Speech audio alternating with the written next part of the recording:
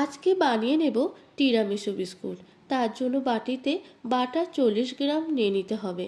তার মধ্যে 1 বাটি ময়দা নিয়ে ভালোভাবে চেলে নিতে হবে।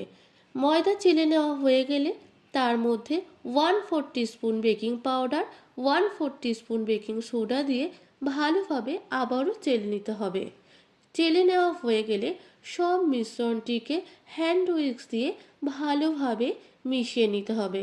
মেশানো হয়ে গেলে সমস্ত মিশ্রণটিকে অল্প অল্প দুধ দিয়ে ভালো করে মেখে একটা ডো বানিয়ে নিতে হবে।